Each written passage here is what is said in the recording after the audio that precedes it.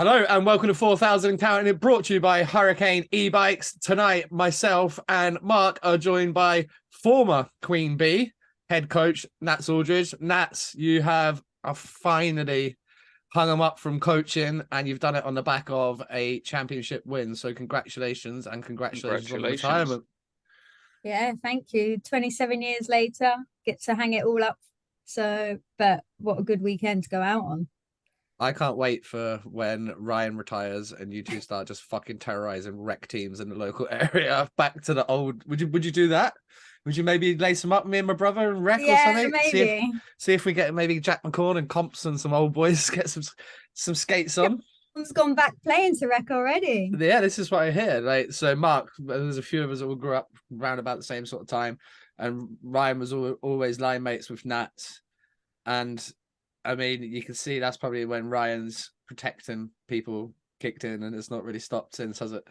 No, people just used to run me to get him kicked out. And I'd be like, Ryan, don't bite. It's fine. They can hit me. Like, he's already tomahawked someone in the back of the head. Like, but that was junior hockey was fun. Do you remember like the fights him and Brad Watchorn and stuff had like when they were, I don't know, 15? Yeah, and their like helmets would go flying. They'd be like proper at the age of like 15, proper going at it. Yeah, and I'd just like go to the bench and be like, I'll sit here and watch. For those that don't know, Nats's backstory, you spent time playing obviously within the junior system in Basingstoke, and then you went off to North America. We're gonna try not to tread over everything we talked about in previous episode, but for obviously we got a lot of new subscribers, a lot of new followers. Do you want to kind of give them the lowdown on the route you took after leaving British hockey? Yes, so went to a prep school in Canada for 2 years, then to a uni in America. Loved every minute of it, but then I realised hockey's not going to make me money. Missed home, came back. That's when I then started. Carol Ann, your mum, got me into every coaching position ever. So ever since I was whether you liked it or not, yeah, you were nominated, and that was it. Yeah, from 20, I was still playing, coaching every team, all the way up until today. Obviously, during that time, played for Great Britain for about 8 years. Decided to hang those skates up quite a while ago now, and just focus on playing in the Queen Bees mainly, and conferences and stuff in between, and Ozone. Our friends down at Ozone, I know you're doing little bits down there. Do you want to kind of tell the people what you've been doing with Danny Fordy and Lockie down at Ozone? Yeah, so it's been a little while since I've been there on a regular basis, but obviously it's all about skill development there. But mainly do rec nights with Fordy, which is an absolute blast. Obviously, working with Fordy, if anybody knows him, and then obviously camps. We've set up a few girls sessions as well, but they're a little bit harder to get people to because there's more male players in the south rather than female. You have to try and get people from all over. Like we had girls come from Whitley Bay for that 3-on-3 we did. I've been at Ozone when we did some content with them, maybe last year before. I think I might text you at the time. And there was a bunch of the young GB girls. Clancy was down there, and they were running a camp there. And there's some talented girls there. Yeah, definitely. I was just at playoffs then. I was really impressed with the under-16 standard. I was like, wow, there are some good players in this. And then obviously I worked with England 15s at the beginning of this season. And there's some really good youth coming through. So the more they're getting on the ice, it'll just be better for them long term. But I think they're also desperate to go abroad, which then hinders our league as well at times. But it's not always the route Can't to blame go. them though. Yeah. It's so much fun. Like obviously we were both lucky enough to experience it. And we were just talking about something else off air, but the choice was like, would you rather live in Vancouver or Basingstoke? Would you rather live in Florida or Basingstoke? Like, it's not a fucking competition. Like, it's not even kind of close a little bit. Oh, so you could be 16 living here, skating at 9:45 p.m., 45 minutes twice a week, no gym. You get a game every 2 or 3 weeks. Or you could be living in the sunshine, skating 4 or 5 times a week, playing 2-3 games a weekend. You got gym every day, you got physios, you got mind coaches, you've got nutrition, you've got everything else. I wonder what I'm going to do. It's not a difficult decision. Mark, sorry, did you have something? something on the back Yeah, of how that. good is it? How good is it having the ozone now, especially with the closure of the Bracknell rink? Oh, it was massive because obviously losing Bracknell and a massive loss to us as Queen Bees. We were like, I feel like we're still getting used to Slough now, and it's been a good couple of years because obviously COVID happened. But I think Ozone's filled that hole. They obviously wasn't originally going to be in Bracknell, but they did that because of the hole there. But it is like heaving all the time. Players love it. It's fun, and you can see how better the players are getting versus the players that just go into their 1 or 2 club sessions a week. Obviously it's costing people more, but I think the reward is there, isn't it? Get out what you put in, right? If you're Yeah, willing to invest Definitely. in, and I don't imagine it's any different from little Johnny who wants to learn, I don't know, the drums or the guitar, and you get a drum coach and you get a exactly. guitar And I don't think coach. it's You do price lessons, and reasonable. but it's like So it's going to be the ones that do those lessons and go to that coach and work with better coaches who are going to go on to be good at it. Do you know what I mean? Or you're going to be like me and buy a guitar and it's going to sit there. I bought it on my 18th. I've still not fucking learned. And that's just been like 18 years. It's been sitting through there. And it's just, do you know what I mean? Like, I'm never going to be good at it. no, I could maybe get okay, but I'd have to invest in myself to get better. yeah, Same as golf. Like I play golf, and you have to invest not only money, you have to invest time. Time is yeah, the big one. And it's the same as these kids. I know Basingstoke, they skate 45 minutes twice a week. What the fuck are you supposed to do in an hour and a half? How are you supposed to get better at anything in an hour and a half? I have a workout daily that's an hour and a half. yeah. And I've still got to And, do that another 4 or 5 times in a week. and How are I you think supposed to get better? the ratio at Ozone's good. Like they don't flood the ice with players. No. So the amount of coaches to players is perfect. And like I said, some of the players have come on massively from when it first opened to now. And I think some of those players will obviously go on to be in the GB programs, or they might go on and get positions abroad. Who knows? What would your advice be to say a shit hot 15-year-old girl right now? Would you advise to go away? I know you said it, obviously it hinders our league a little bit, but with the league being a little bit too weak for a top, I mean, they call it the elite league. Let's have it right. There's a lot of girls there that wouldn't make an elite league in any other country in the world, but there is some very good talent at the top end of that. How do we kind of? It's the same as boys hockey as well. We're saying this about girls, but same as under 18s. You've got a good line in a bit, and then it drops off. Yeah. And then the other team you play against, they've got maybe 10 good players, and then it drops off. And then another team you play might have 4 good players, and then it drops off. How do we get to where every team has 10 plus good players? Yeah. I have no idea, but I think the advice to people that do want to go abroad, my first thing is, unless you're tearing it up here and you're like one of the better players, you're more than likely to gonna get ripped off and just go to a school over there or something that isn't gonna, yeah, it's gonna be there for the money rather than pushing you. So you've got to put in the effort here first with the off ice, the extra sessions, really push yourself, and then of course go abroad. I think like we know Gani went to Sweden. She didn't go till she was mid-20s, Yeah, and she did late. she developed later on and had a great career over there. Whereas people like Emily Harris and stuff have gone when they go to uni. NCAA route, yeah. Yeah, but they've not gone to all these prep things before. So it just depends. But I honestly think they've got to push themselves here before they even make that step. I think, I mean, obviously you just named 2 players that managed to do it. They're 2 of our very, very much higher end players that have been able to do that. Do you think for even someone like Lucy Beale, she's a good talent, but she went a couple of years, I believe, or at least a year at prep, and now obviously gone on to play for a different school. Do you think that for someone like that, it's going to be more beneficial? Obviously, so you had like someone like Ange, where she went and then played pro in Switzerland. But a lot of the girls now are like heading prep route and maybe trying to get education in NCAA. Yeah, I think like Lucy's done well because she's then got a position, and I just think they've got to make sure they're picking the right school, know what other players are going to be there, so the standard is just as good. Obviously, they're going to get better if they're on the ice every day, but they want to make sure they're surrounded by players that are also similar, or if not better. They don't want to go to a school that's less standard than what they could potentially be practicing with some people here. Mark, what's your kind of knowledge on the women's game? Mine, I don't profess to be like super well versed in the women's game, but I tend to know who the better players are. What about yourself? Honestly, it's a whole new process for me. I've been following the women's national team for quite a few years though, so that's about as much as I know. I do my research and stuff though in the women's game, but I've got to be totally honest and hold my hands up and say I don't know so much, but I'm willing to learn.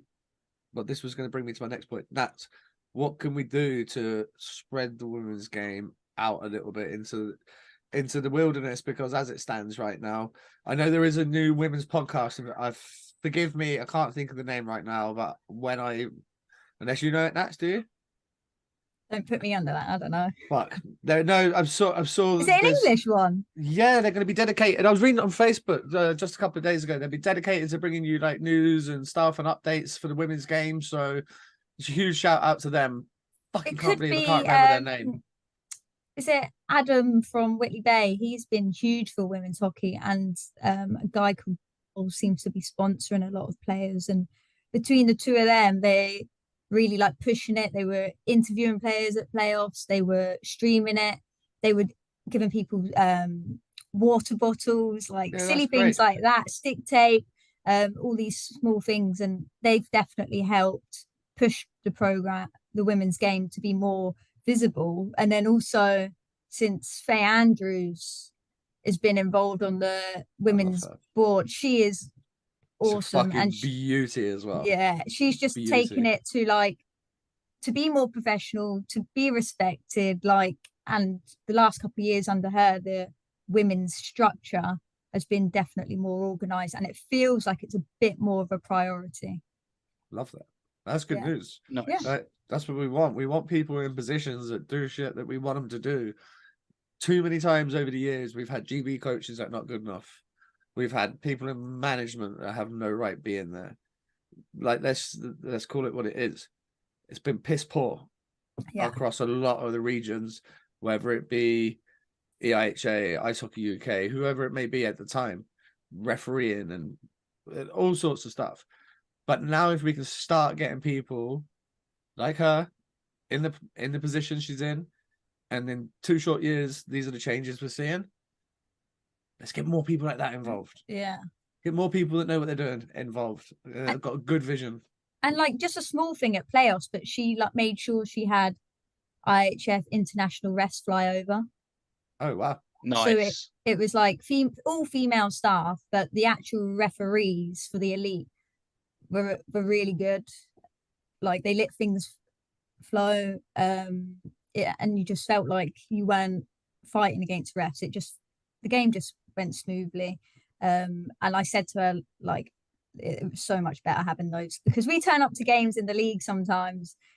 We have maybe one ref, maybe 2, but they can't skate. Or sometimes we have 3 like amazing elite. It's just so all over the place that you're just like, there's not much consistency with it. And I know that is something they're working on, and that's not to knock the referees, because I know there's not many out there now since COVID, but sometimes you're like, also since Joy left, a lot of people were like, I think I'm done here. Like Solihull away, we get there, there's one ref and he's from Solihull, and it's like, here we go. Yeah.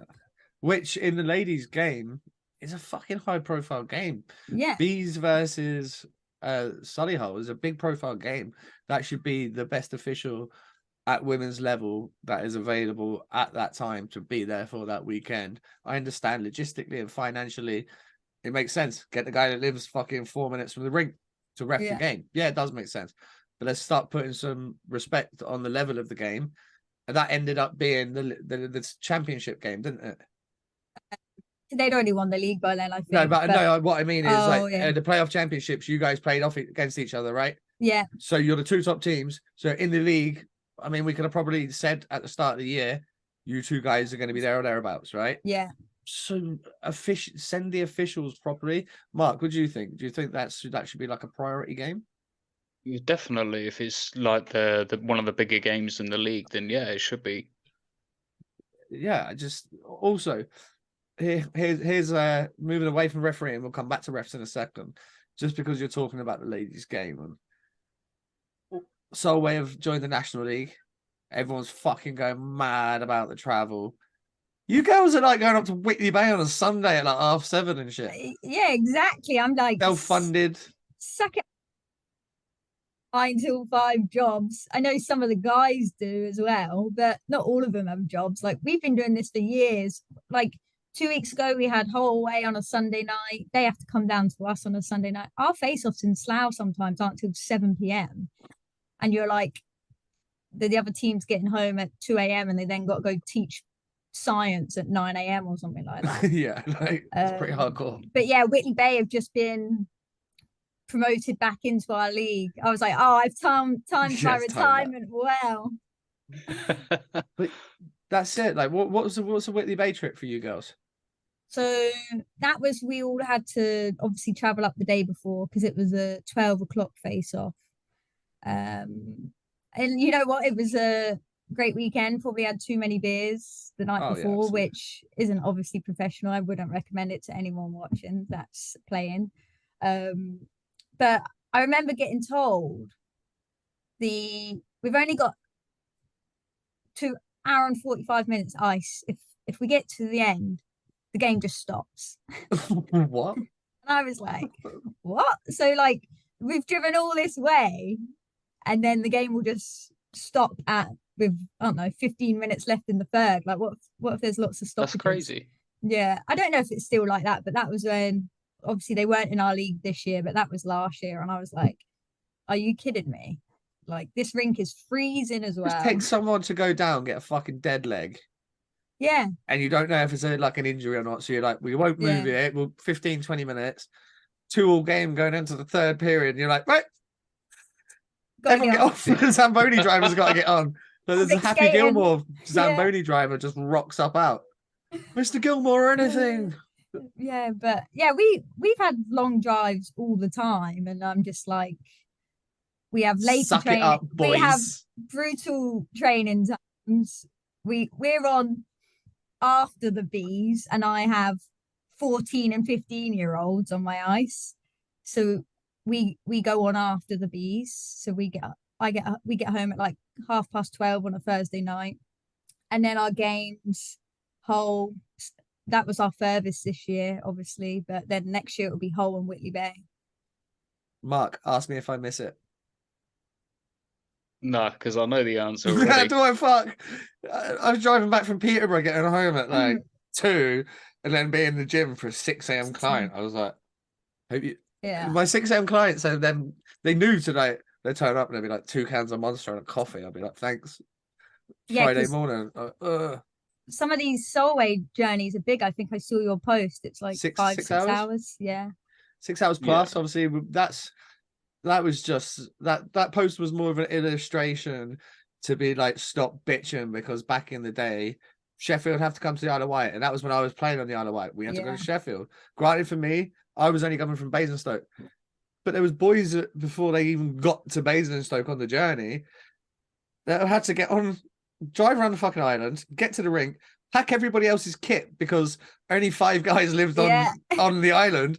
So they had to pack the 15 guys on the mainland's kit, pack up a minibus, pack up the bus, sorry, then go over to the ferry, get on the ferry. The car ferry would take, I don't know, 45 minutes. They got to drive to Basingstoke. That would probably take an hour from Portsmouth. Pick some of us up and then go to Sheffield. It was a 6 hour. It was a 6 hour journey, and this is essentially what they're saying. Like Romford to Solway is going to be about 6 hours. Are we only classing this as a difference because it's in Scotland? If this was still like, so let's say this was Carlisle, I had a team, and it's still in England, even though Carlisle is about 12 miles away from Dumfries, would people still be kicking off? Probably not. And you know what? Fair point. Solway women's have just gone into like the Premier League, so the one below us. So again, that's got teams from Bristol up to Solway now. Okay. Yeah, that was a tight final. I think somebody scored because they played just before us. I think somebody scored a last 2-minute clapper from the point, Oh, nice. top shelf, and then What's they were going wild. what's the standard like in that prom? Obviously, we talked about the elite and saying, you know, there's some very good girls, there's some average girls, there's not a lot of depth. So I imagine then when you get into the Premier, well, what's the situation? Yeah, it's kind of similar, to be fair. There's like a mix. I was actually quite surprised because I hadn't really watched any of their games this year. This weekend, the standard seemed to be better than I expected. Like ex older players that have decided to come back that were decent a couple like back in the day. They and then also they have, because they're under the age of, I think it's 23 or 25, I'm not sure, but kids can play in all. Oh, So okay. if they're good enough, they can play in Prem and Elite or under 16. So the standard is there on, but again, it's the same, maybe 1 or 2 lines that are good and then drop down. But it's definitely a big step still to Elite, other than Whitley Bay, that just obviously they absolutely destroyed their league, went unbeaten, and then won at playoffs like 5-0 to get promoted. They've got some really good players. Yeah, and there was a couple of the Whitley girls that impressed me actually down at that Ozone camp. Yeah. They've got some good talented players. You touched on something there. They could play 16s, Prem, and Elite, which obviously means there's no Chelmsford rule in place in the women's game. We know that the lads aren't able to train from 14, 15 with the pros. Do you think that hinders the male game? And have you seen a lot of improvement from the girls who are good enough to step up and play at that level, getting that opportunity? I know it's different, obviously, but ours isn't contact. So I can't really, there's some boys that obviously can really take it, like the contact at 15, like you and your brother, for example. But Yeah. if you remember that one conference trip where we had 3 kids break their collarbone in their own check-in league. So I understand why maybe some don't, that rule's there, but with the girls, yes, some have improved, but then some don't actually get ice at their boys' club. So that the ice time they're getting with us is actually still quite minimal compared to what if they actually were a regular in a junior team. So go further, go faster, get fitter. Subscribe today. Hurricane e-bikes have a great range of bikes available on the e-bike subscription plans. The Cruiser e-bikes are perfect for beach rides, long distance rides, or just everyday use.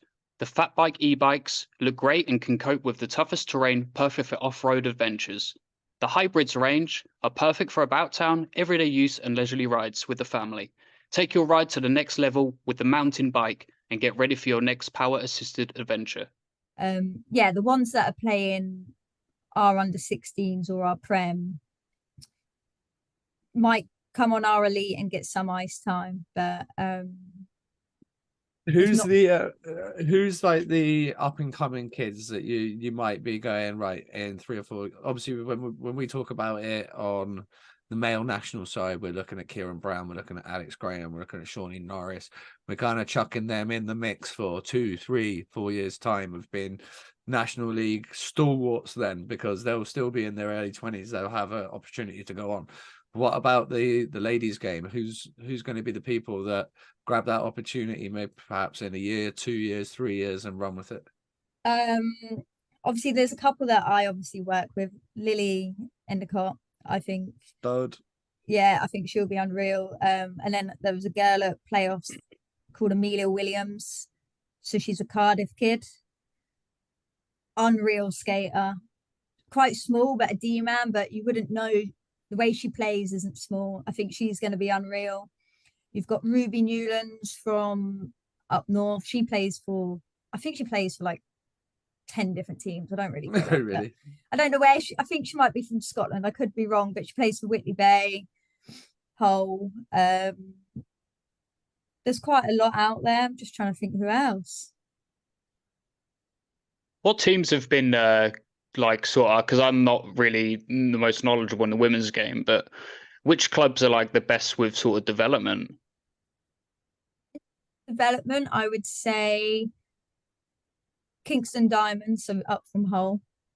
And Queen Bee, so one north, one south in terms of an under 16 team. the next level up, which is Premier, and then the Elite. And I think over the last 10 years, they've consistently been the clubs that have developed players throughout, whereas other teams that are in the elite league don't have that development pathway. They don't have a under 16 team. There's just not enough players to do it. Yeah.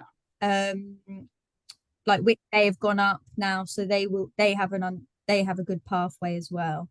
And Swindon and Bristol used to be one, and they've kind of separated, so that would have been another one. But there's not that many that have like all three teams. Yeah. And I think that's because there's not the amount of players out there. So like we'll have players come to us that don't live anywhere near Slough. Yeah.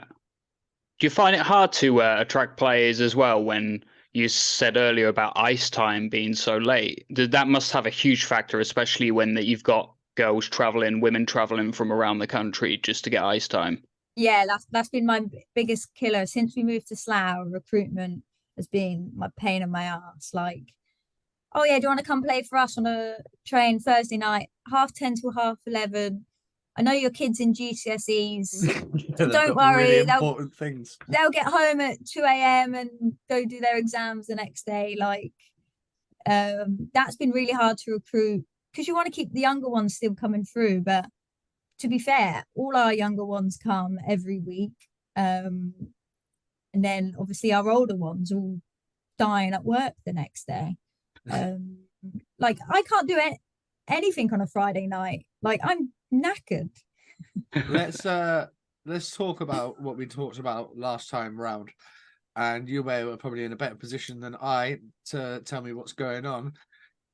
What's going on with the GB trials? I.e., are they still in Sheffield? Are they still at stupid fucking times? Are the girls still funding it themselves?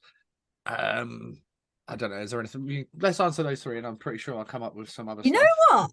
I don't actually ask anything about GB anymore. So what I do know though is I think they get a lot more sessions in Nottingham. Okay, so a bit closer for the southern ones, probably 50 minutes closer. That's a big difference. I think there's a bit of a mix. Like you said, they did that one at the Ozone. I think some have still been in Sheffield. I don't think they've been expected to get there at 8 a.m. till midnight. So I definitely think the schedules are better. They've obviously been given them Four Nations stuff to warm up now, which is good. So from what I gather, it's not like how it used to be. I don't know if they get I doubt they get their petrol paid for to camps. I've not heard that, but I do know this year they all got sticks. Way. Yeah. So am I right in thinking they got some men's hand-me-downs though for equipment? I've been sitting on that for a while, by the way. Probably. I've been sitting on that for quite some time. I heard they did, surprise me. And I wanted to put it out, and then I thought, crazy. Yeah, I'll just let them play the tournament first, and then we'll talk about it after. Yeah, I think it was some helmets, wasn't it, or something? Yeah. It's like, here you go. Here's some fucking sweaty bloke's helmet that's been playing for the last 4 years at GB. That's how it used to be when we were juniors. Yeah. Like, you go away for these GB trips, and if you weren't first in the fucking bag, you were wearing some square CCM thing, right? so what's this? Like, I'm like a bower-shaped head, mate. I need like a long, not a fat one. Okay. And it was just, luck of the draw. But when it gets to the senior level, like how you expect higher standards? How have we not got deals in place with?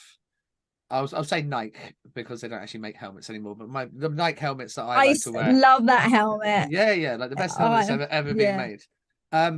Let's just say like we could deal with a factory there, right? We want 25 of these every season. Yeah. Or even like if you're in the team, like every couple of seasons, someone like Jody, is going to be in. Just keep your helmet, Jody. It's fine. Yeah. You're only going to wear it when you play for GB.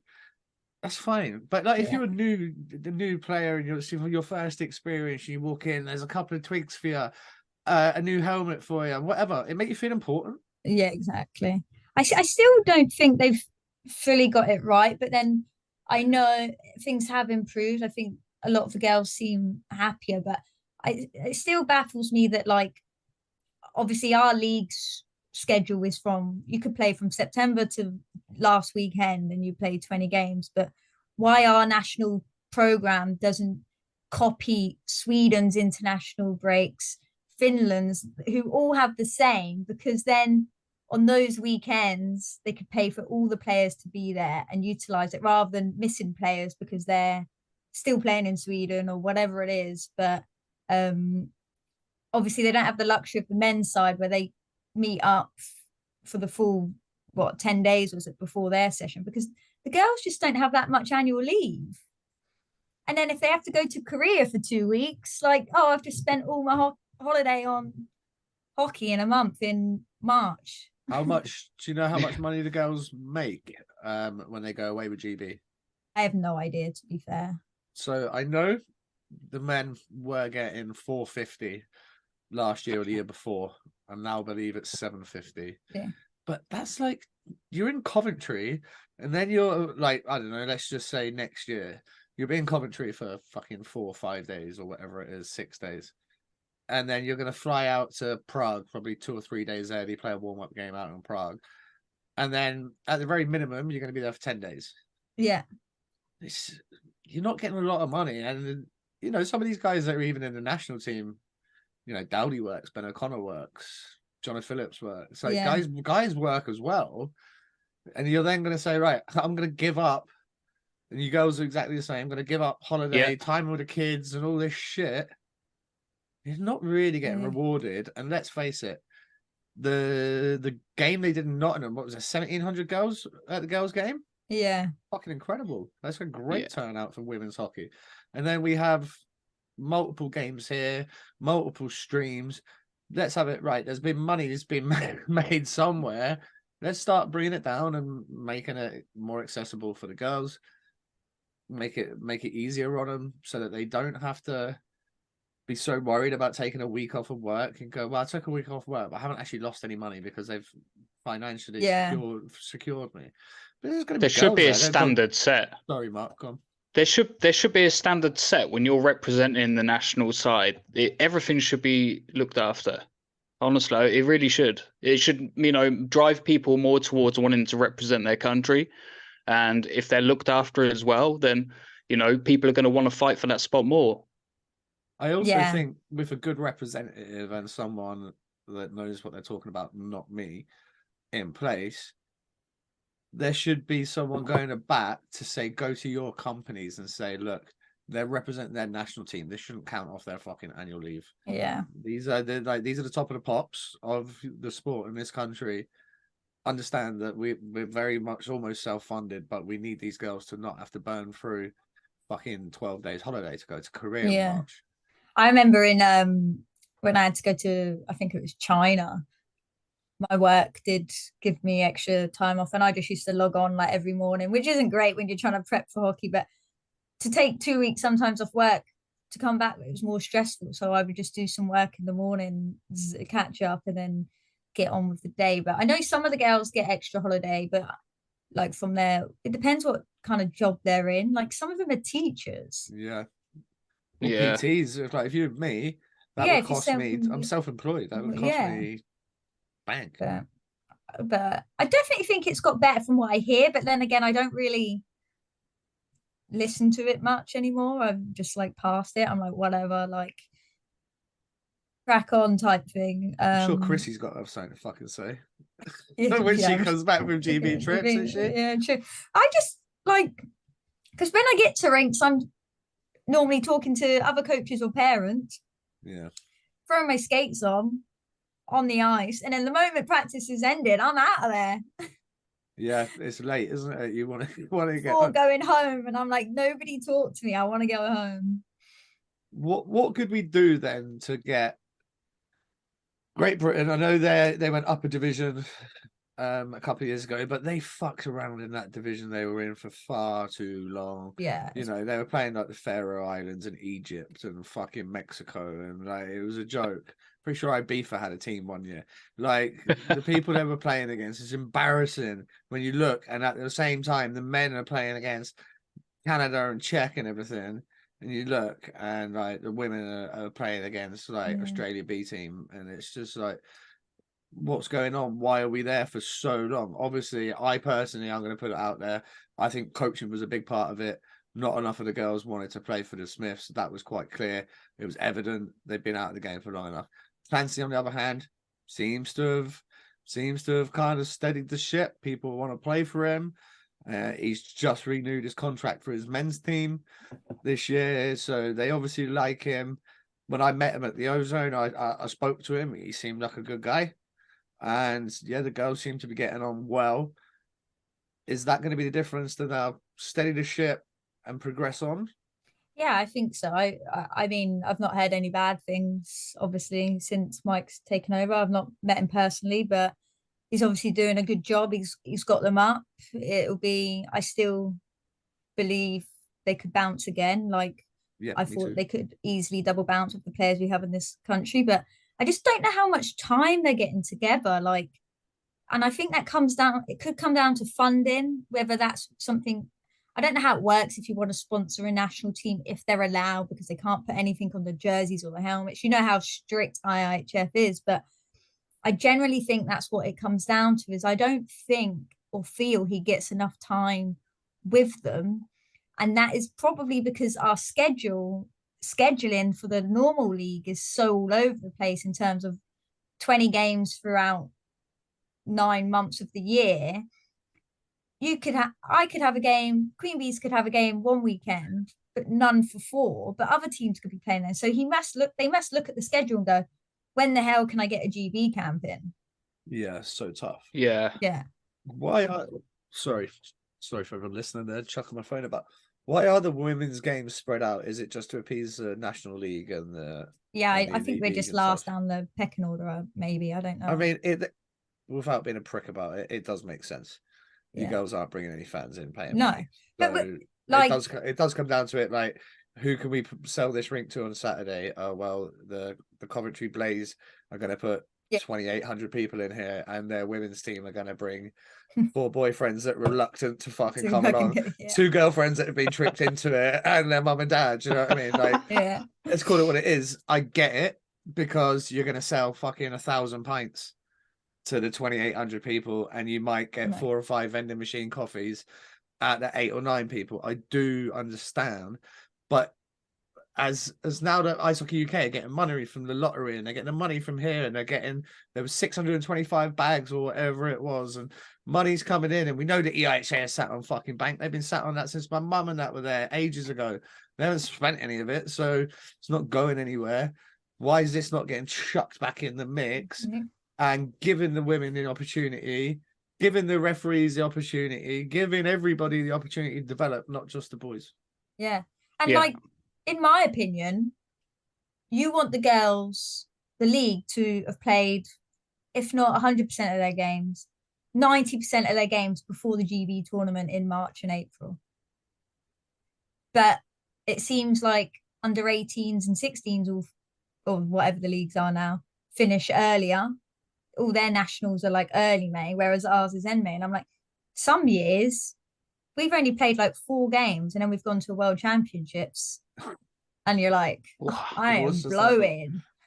Yeah, of course you're blowing, because you're only then skating an hour and a half a week. Yeah, like we had a game every weekend in May.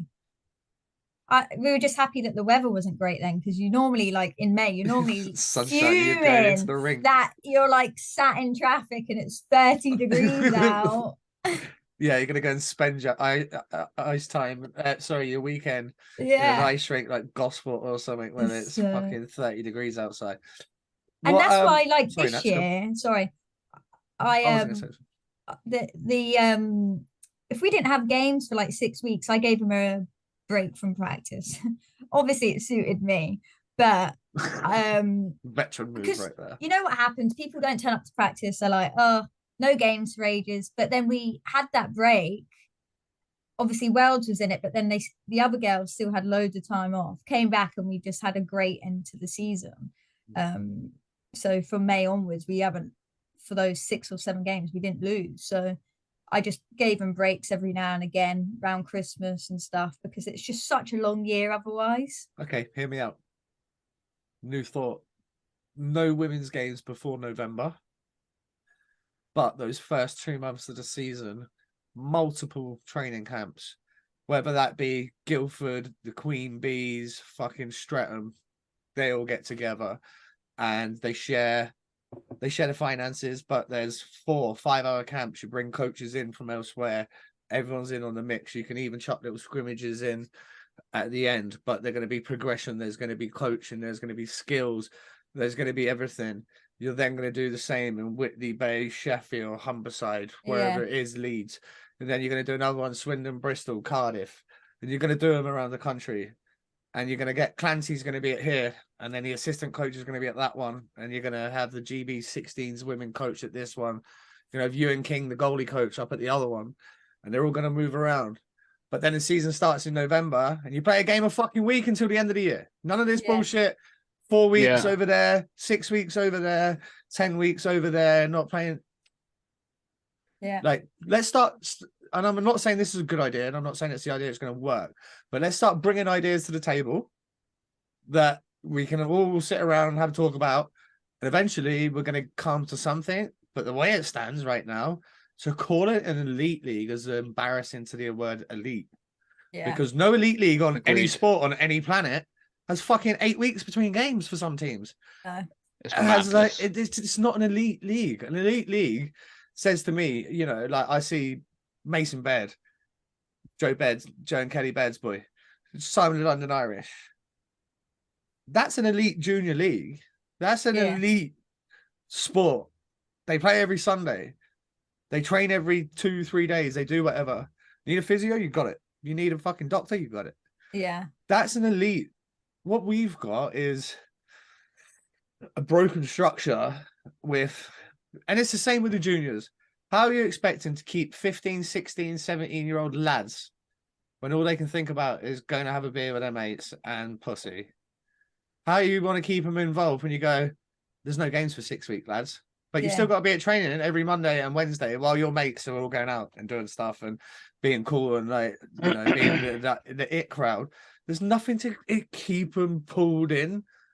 Whereas, like I said, when I was in Canada, in America, sorry, you were in Canada, you were on the ice every day. You were in the gym every day. You had video, you had ice baths, you had swimming, you had whatever it was. There was something to keep you away from being a little twat.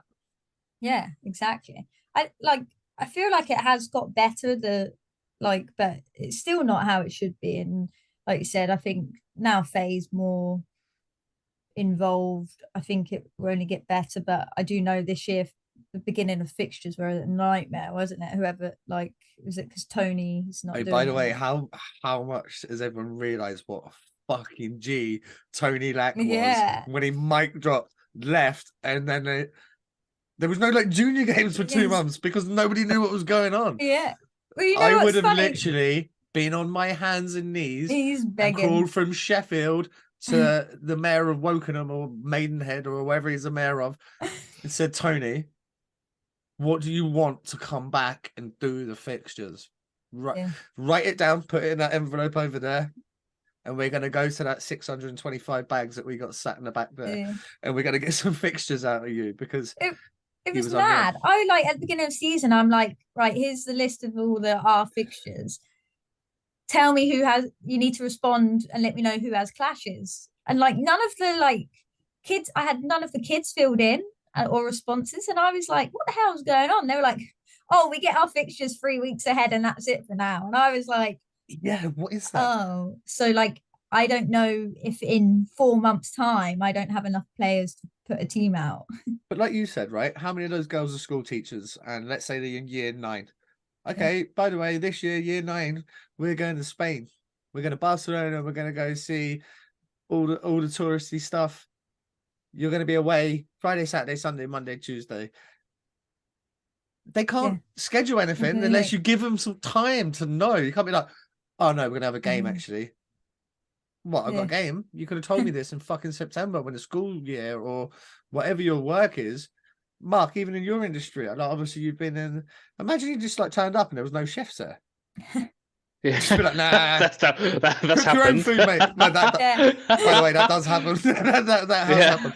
But, like, it's not. Yeah, but it's not a good business plan, is it? Like, you want your chefs there, like, so It's the same sort of thing. We got to respect the fact that these ladies are doing other things and they have other jobs, and no one's making any money that I'm aware of. Yeah, but even for the juniors, like the parents need a life as well. They can't just be on They can't just be on standby. Like, hopefully, it was just a one-off year where fixtures were a nightmare. But yeah, I definitely think the whole league, in terms of the women's elite and the GB program, they need to find a way to get more eyes for the national team program and make our league shorter somehow. The other thing is, and I don't, again, this might be me talking out of turn, or it might be you chucking a good idea into the mix. If we cannot keep getting everybody up to Sheffield, why the fuck have we not got one camp at Ozone and one camp at Sheffield? Yeah. And the girls that live south of Coventry come this way, and the girls that live north of Coventry go that way. So a southern and a northern camp, essentially. But at least you then you can potentially look at some fringe players that you weren't particularly going to take to the 20-25 woman camp. But now, because you've split it, you can bring in, those players that are in position 25 to 35. Well, they could put in the GB18s, right? Or they can bring in some kids. They can bring in whatever. They can mix it up. But it's going to be a damn sight easier, and more girls would be up for turning up twice a month. Yeah. Or once every 3 weeks, 2 times every 6, whatever it is, but just something. And then you take the best girls and off you go, and you develop. Money's money. Money's money. We know that's what's going to be the issue, Nats. But yeah, I think there is more people now willing to invest in the women's game. I do as well, but I just don't know what the rules are around it. Like I said, with like names on stuff, but the guys I met on the weekend and stuff, Bitcoin. That's where it's at. Let's go. You can donate that dodgy dealing at bitcoin.com, whatever it is. They're sponsoring players all over, so I'm like, right, okay, so that's a good sign that people are caring about it. That's a good start. You've got somebody like Faye who cares about it because she's lived through it, obviously. So I think there's getting more and more people in the right positions. It can't get worse. It's got to improve. Sorry. Wow, and I thought the men's game was a shit show until I've just learned this. Holy smokes! But yeah, I think that's enough on that, isn't it? But it's just mad the way. Yeah. I still think, I don't know. I thought more so actually when you and Ganny and that were there. That's probably our chance. But I still think for GB hockey at any level to be taken seriously, we have to qualify for the Olympics. I always said when you girls were playing, our best opportunity was going to be the ladies to qualify. It's going to be an easier fucking route than it ever was going to be for the men. Now, I would actually argue the opposite with the way that GB keep like dummying the tournaments down at the lower level and getting IIHF points, and the way it works on a 4-year rotation, and it's all fucking twisted around. We've actually managed to now knock ourselves up the rankings a little bit.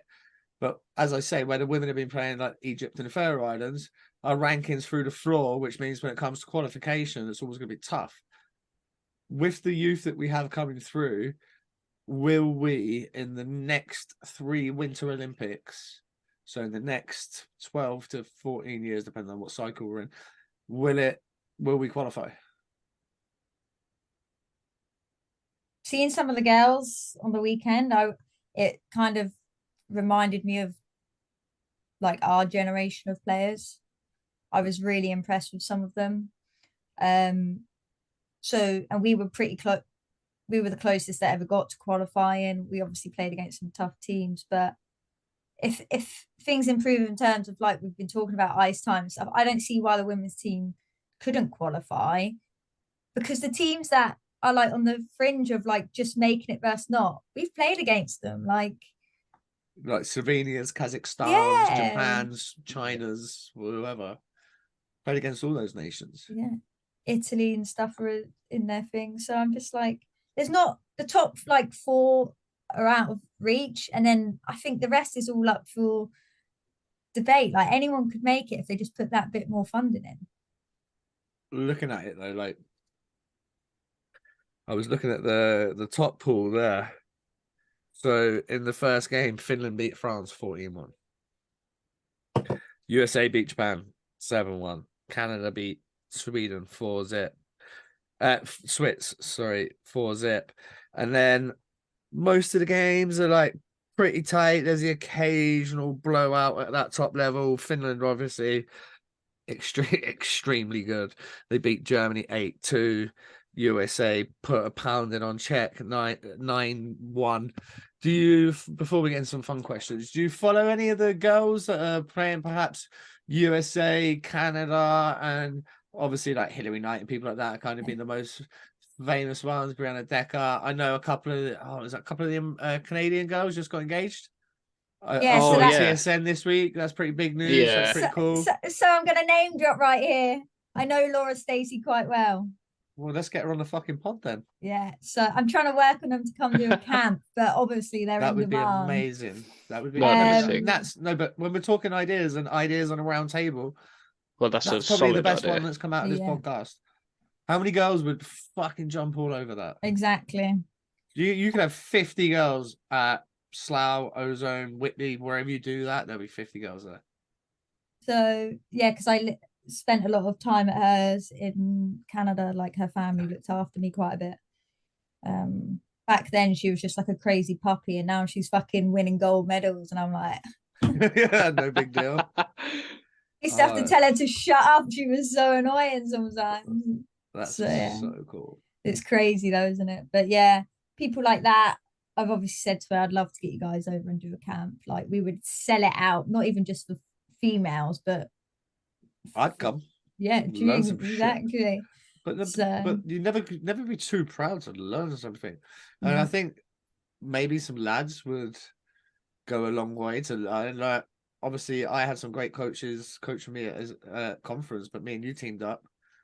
And all the lads gave you just as much, if not any more, respect than any of the male coaches that I ever had. And that's down to the talent level that you possess to be able to bring to the table. Same thing with these girls. Imagine bring her over. Yeah. If you're fucking a lad that goes, oh, I'm not going to learn anything from a girl. Fuck you, you idiot. Yeah, Yeah. think You're again. Stupid. I'll Stupid, soon mate. make you learn. Oh, yeah, Nats, she definitely will.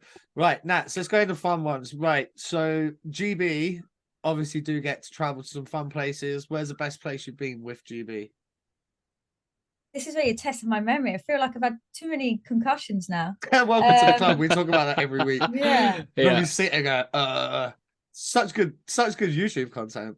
Oh, Everyone I loves can't watching remember. me making stupid faces.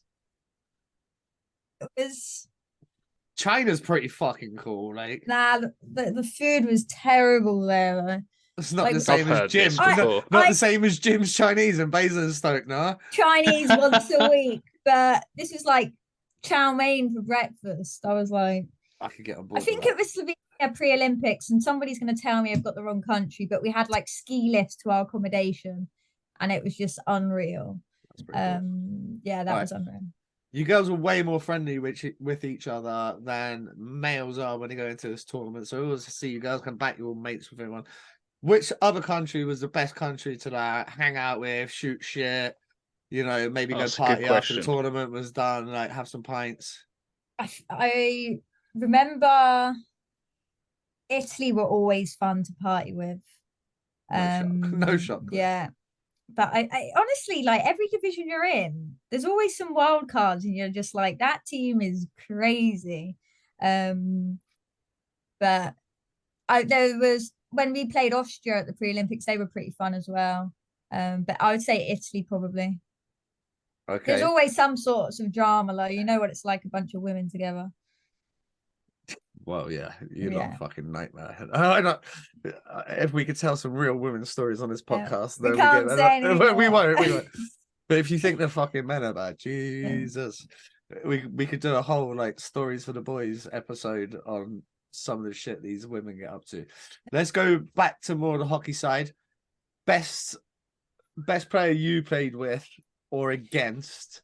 Could be from Canada, could be in one of these world tournaments, or it could be from a little closer to home. Who would that be? Best player I played against at the time was in Canada, would have been Spooner. Best players I've played with, not including males, obviously Ryan Watt. If I don't give him a shout out, he might cry. Yeah, yeah, mate. And then females, obviously in this country, is obviously got to be Gani. I mean, I just wish he would finish more of my breakaway passes, but other than that, I can't. Square pucks over there. Yeah, dishing sauce. But yeah, probably Gani. But played with some amazing people. Without going back to beat a dead horse. Yeah, really like she's one of the reasons that we stayed in that fucking division down there for so long. The fact that she wasn't playing. Yeah. It's like, hey, why don't we leave our best player in Sweden instead of bringing him to the Worlds? And then one that's still playing here that I love playing with was Abby Sylvester. Stud. Yeah, Nice. She's super smart. And like for a D-man to pick out the good passes, she would always find you. I'd always pass it back to her because I didn't want to shoot. Yeah, I don't want that. I don't want to shoot, but with yeah, my fucking 45 flex super noodle. Mate, honestly, Natz sticks like golf, like they're like regular flex golf clubs. Hey, you know all these new sticks are stiffer now. You know, I can't. No, they're not. I used 110 flex. These guys are using like 80, not even 80s. It's mad. Right, Natz, we've kept you for quite a while. Mark, do you have anything else for us? Yeah, I was going to say, what is the better rink out of Peterborough or Basingstoke? My God. Prime Peterborough or Prime Basingstoke? I think that's fairer. Oh, okay. Prime. I'm going to go Basingstoke. Fuck yeah. Yeah. Not even close. Not even close. Yeah. Like country bumpkins like him down in fucking Peterborough. He's got his head on upside down. He's got fucking skin in. Oh yeah. But no, I have to put the hat on to stop the light reflection. Yeah, I know. Getting messages in on YouTube being like, yeah, mate, you stop polishing your head before the fucking episodes. All right, Natz, I'm gonna put you on the spot. Oh God. Story for the boys. Anything that you wanna get off your chest? Something from over your years of experience that we can leave the people with. Right. I obviously have a lot that I can't say. Because it'll be just throwing myself under the bus really more than anyone else. But one story that is quite funny that backfired on us was me and travel buddy Leanne Gani had a GB trip in Sheffield, and we thought it'd be a smart idea to pretend we broke down so we'd miss off-ice testing. We were sat in Leicester Services up at the top, just eating a steak sandwich, feet up, just chilling. And they delayed the off-ice testing for us by an hour and a half or something like that. And I was like, are you kidding me? But yeah, so it backfired on us really. But that's a pretty tame one, but that is a funny story. But everybody else, do not do that. Go to your off-ice testing. Don't break down. That. Yeah. Do that. Natz. Very, very immature back then. I would still do that now, and I'm a PT, yeah. so. And the steak sandwich was like obviously £10 each. Holy fuck, a gigantic hornet is just flew in here. Sorry, dude, you're gonna get squashed with a hockey puck. Right, this seems like a really good steak. It was a really good point to fucking wrap this episode up because this thing's about that long. I'm gonna catch it live on air. I did catch it. It just stung me. Motherfucker. I caught that bitch though. Fuck you, guys. Ugh. Holy shit, this guy's jacked and just stood on it. It's still fucking flying around. It's just had 100 kilos stamp on it, and it's just like, ah! Oh, he stung me real good. Maybe it's come in to smell that Bud Light. Oh, just threw me under the bus on the last second. Oh. Right, people. Right. Apparently, I still drink Bud Light. You've been done. Terrible. We will see you again for another episode very, very soon. Make sure you subscribe. Make sure you like this video. Make sure you comment. Natz, it's been a pleasure. Thank you very much. Yeah, thank you. Guys, thank you. Peace. Peace.